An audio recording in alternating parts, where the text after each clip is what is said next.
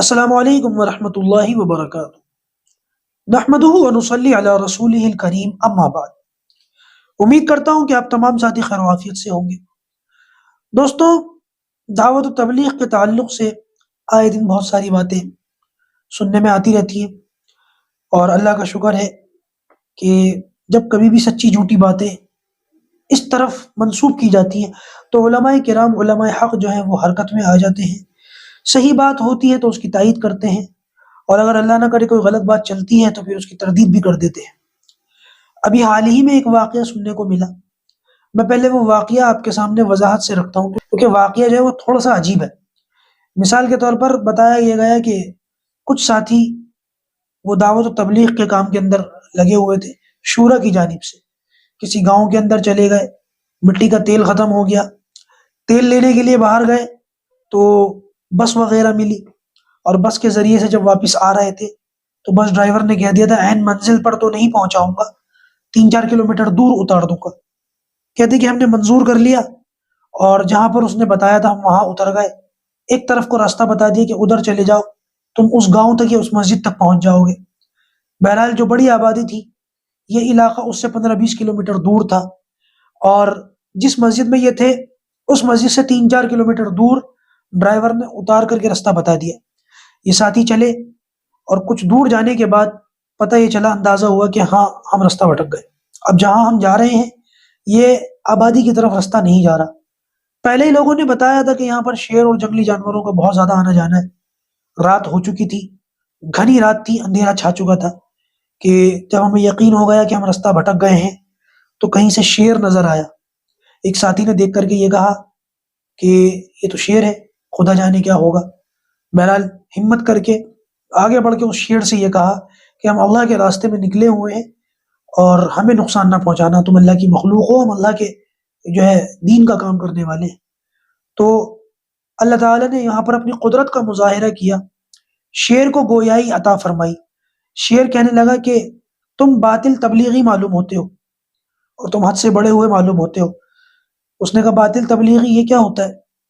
تو شیر کہتا ہے کہ باطل تبلیغی تم مولوی صاحب، میں نے یہ ساری بات کا لب لباب اور خلاصہ یہ بنتا ہے کہ تم مولوی صاحب کے اس پر کام نہیں کرتے، ان کے نہج پر کام نہیں کرتے، لہٰذا میں تمہیں پھاڑ کھاؤں گا۔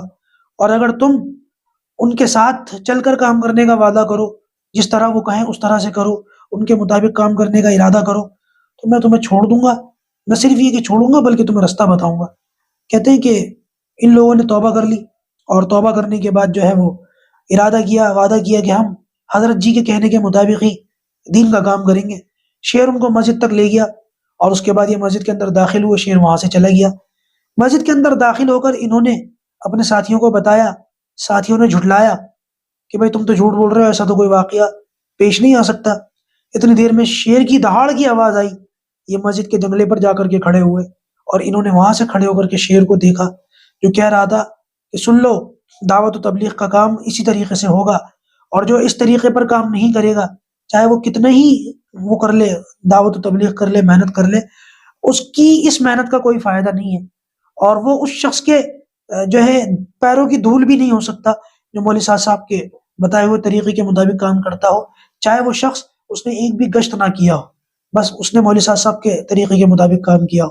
اس کے بعد یہ جماعت گئی ہے، اور مولوی صاحب کو تلاش کرا، مرکز پہنچے، ان کے پیروں میں گر گئے، معافیاں مانگی، اور بہرحال مولوی صاحب نے منع کر دیا کہ یہ واقعہ ہرگز باہر بیان نہ کیا جائے۔ پھر کہتے ہیں کہ کوئی بھائی انعام صاحب ہیں، انہوں نے وہ سال میں 250-300 دن لگاتے ہیں، انہوں نے پھر ساتھیوں کی ہدایت کے لیے حضرت جی سے اجازت مانگی، انہوں نے اجازت دے دی۔ بہرحال اس طریقے کا واقعہ بیان کیا جا رہا ہے۔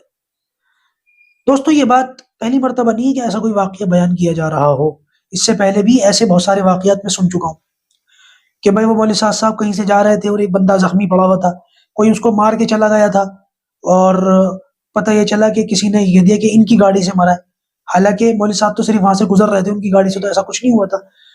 بہرحال پھر مولوی صاحب کے کہنے پر وہ مردہ زندہ ہوا، اور اس نے خود بتایا کہ انہوں نے مجھے نہیں مارا، کسی اور نے مارا ہے۔ اور اس کے علاوہ اور واقعات بھی ہیں، تمام واقعات تو میں یہاں پر ذکر نہیں کر سکتا، لیکن ان کا خلاصہ اسی طریقے کا بنتا ہے، ان کی ساری جو چیزیں ہیں وہ ایسی بنتی ہیں۔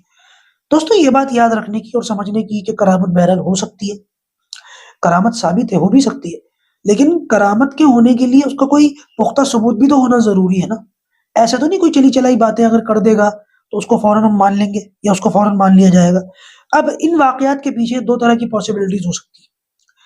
ایک پاسبلٹی تو یہ ہو سکتی ہے، بہت ممکن ہے کہ مولوی سعد صاحب کا ماننے والا ہی کوئی ایسا ہو. ہوتا ہے نا بعض مرتبہ محبت کرنے والے، عقیدت رکھنے والے حد سے زیادہ آگے بڑھ جاتے ہیں اور وہ اس قسم کی باتیں خواہ مخواہ چلا دیتے ہیں، بہت ممکن ہے. اور دوسری پاسبلٹی یہ بھی ہو سکتی ہے کہ کوئی شخص نفرت میں آگے بڑھ گیا ہو، مولوی صاحب صاحب کو بدنام کرنے کے لیے اس طریقے کے واقعات کو گھڑ کے ان کی طرف منسوخ کر دیا گیا. دونوں پاسبلٹی ہیں.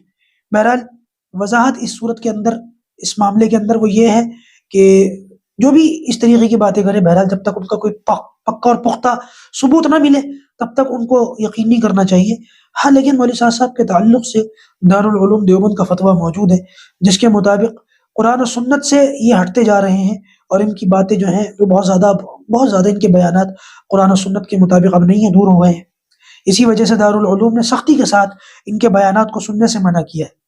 تو جب اس طریقے کا فتویٰ آئے تو پھر مناسب یہی ہے کہ ان کی باتوں کو سنا نہ جائے، بیان نہ کیا جائے اور نہ دوسروں کو سنایا جائے. رہی یہ باتیں تو جب تک ان باتوں کا کوئی پختہ ثبوت نہ ملے یہ یقین کے قابل نہیں ہوتی. اور جہاں تک مجھے لگتا ہے، میری ناقص رائے یہی ہے کہ یہ واقعات جھوٹے ہیں، ان کی کوئی حقیقت نہیں ہے. اللہ تبارک و تعالیٰ دعوت و تبلیغ کے کام کی اور کام کے کرنے والوں کی ہر شر و فتنے سے حفاظت فرمائے.